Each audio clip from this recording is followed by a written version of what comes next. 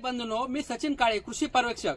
आज आपण जाणून घेणार आहोत सोयाबीन पिकाला बीज प्रक्रिया कशा प्रकारे करण्यात यावी।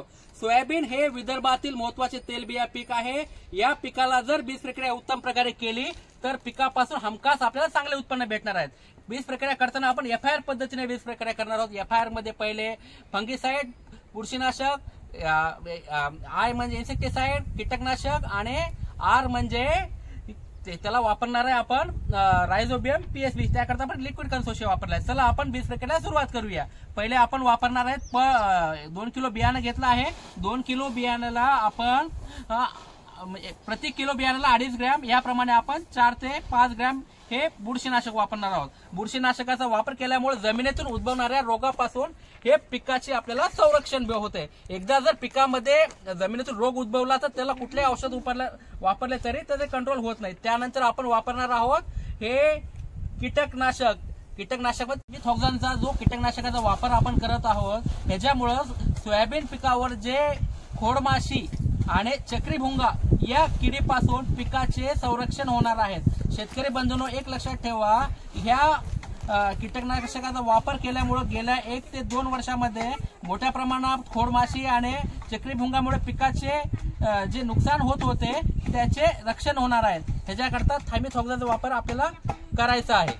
नंतर आपण 4 ते 5 तास हे बियाणं चांगलं हे केल्यानंतर आपल्याला लावायचं आहे लिक्विड कन्सोर्शिया।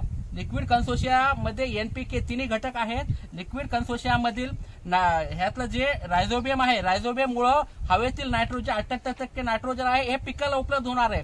तसेच विद्राव्य स्फुरद देखील पिकाला आपल्याला उपलब्ध होणार आहे। या प्रकारे जर आपण बीज प्रक्रिया जर केली तर येणाऱ्या हंगामामध्ये पिकाची जोमदार वाढ होणार आहे। त्यानंतर परत वाढ तर जोमदार होणारच आहे।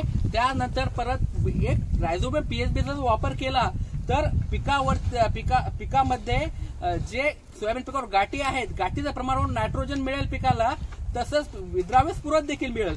शेतकरी बंधूंनो, एक लक्षात ठेवा, बीज प्रक्रिया करताना कुठलाही नशा पाणी करायचे नाहीये आणि त्यानंतर मास्कचा वापर तुम्हाला कंटिन्यू करायचा आहे। शेतकरी बंधूंनो, बियाण्याला अशा प्रकारे औषध लावायचं की प्रत्येक बियाण्याला हा लाल कलर जो आहे कीटकनाशकाचा हा दिसला पाहिजे, बियाणं चांगलं मिक्स झालं पाहिजे। आणि एक लक्षात ठेवा, बियाणं सोयाबीनचं बियाणं हे फार नाजूक आहे। हे बियाण्याची बीज प्रक्रिया करताना हलक्या हाताने बीज प्रक्रिया करायची आहे। ह्याचं कोटिंग जर खराब झालं तर बियाण्याची उगवण क्षमता कमी होते। ह्याच्याकरता बीज प्रक्रिया करताना काळजी आपल्याला ही घेणं महत्वाची आहे। अशा प्रकारे सोयाबीन पिकाला जर बीज प्रक्रिया केली तर पिकाची बुरशीजन्य रोगापासून, किडींपासून संरक्षण होणार आहे आणि पिकाची वाढ ही रायझोबियम पीएसबी जे लिक्विड कन्सोर्शियम वापर केला जोमदार होणार आहे। ठीक आहे, धन्यवाद।